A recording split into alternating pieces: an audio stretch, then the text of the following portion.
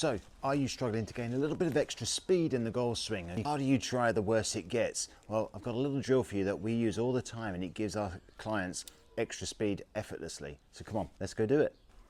So one of the things that we see a lot of golfers struggle with is speed. And the more they seem to try, the worse it gets. Why? Because what they don't do, and I've done videos on this before, and I'll drop links below, especially a video lesson that I did for a golfer online, where he gained, I think it was 10, 15 yards immediately with his irons just from doing this. It was effortless, that was the key thing. And it mostly comes down to the fact that they don't use the levers correctly in their swing. And one of the things that they tend to do is they overuse the body. And it's not their fault, because we're trained, most golfers are teaching you now, which is fine, because it is right to a certain degree, but they're teaching you that the body is the most important thing. That's what gains speed, and that's what gains power. Yes, the body does have a role, and I can't argue that. And yes, it does have a role with speed and power, but the main area that gives us speed and power, though, is using the wrists properly. The wrists have to unhinge and rehinge in the swing, so rehinge. That speed there, or that movement there, creates speed, more so than anything else.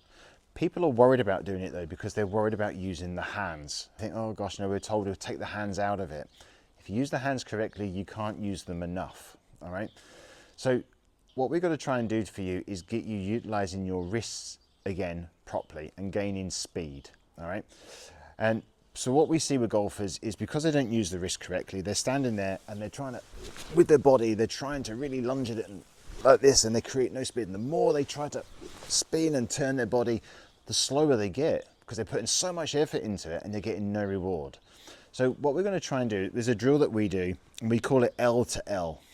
And quite simply, when I swing the club back to this position here, halfway back, when my left arm is parallel to the ground, I want your wrists to be fully set or cocked or hinged. And the back of my left hand is flat to the ground here. Again, I've created an L shape on the backswing. I then want you to then, on the forward swing, create an L shape, a reverse L, on the forward swing. And this is the area that we see most golfers struggle with. When your hands are in this position here, again, now it's a reverse. My right hand is now flat, and the shaft is pointing up behind me, but you'll notice the shaft is up, the club head is up here somewhere. We see a lot of amateurs, the club is still here because they haven't allowed it to release. Again, they think they've got to try and swing the arms straight and keep them straight. Yes, they go straight for a minute or two, but then the club's whipping up here somewhere on the follow through. So you want to go from L to L, all right? If you can practice L to L and you can perform that consistently, I tell you now, you will hit the ball far more superior, and you'll hit the ball a lot further with a lot less effort. So going from L, hit the ball, to L, you will hit the ball great. And you'll be surprised at how far the ball goes with less effort. So just from L to L. The hardest part for golfers is this rehinge on the forward swing. We see so many golfers struggle with that. Now, it's not a forced position as such. The weight of the club should do that for me, but I really want you to get that feeling of going from L to L. If you can do that, I promise you, you will hit the ball a lot further with less effort. I'm hardly putting any focus on my body here at all. L to L, I'm going to do it. Now, yes, the body will have a role in this, and it will help me to strike the ball even better, because I'm going to use the momentum of the club, and pushing my hips away is going to make me deliver the club at the right time.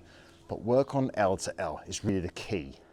So just quickly from this angle, as far as I can get the camera away from, so L to L. That's all I really want you to focus on. So L shape in the backswing, L shape in the forward swing. It's this re-release on the way through that golfers struggle with. And just do that as much as you possibly can, just to get used to the club head swinging. It doesn't matter where it goes to start with, but just get used to that sort of release back and through. And this rehinge, you see how the club head almost going over my shoulder on the follow through. It's the rehinge. You see how the club head almost going over my shoulder on the follow through. It's the rehinge that most golfers struggle with. They really struggle with that rehinge on the way through. Practice that as much as you can. If you can do L to L, I promise you your golf will improve drastically. So there you have it, L to L. It's one that's a must do. If you can't do L to L, there's no point you even going on any further. There's no point you learning body action if you can't learn to release the club correctly. Most top players can do that first before they start learning the body action and then taking the hands out of it.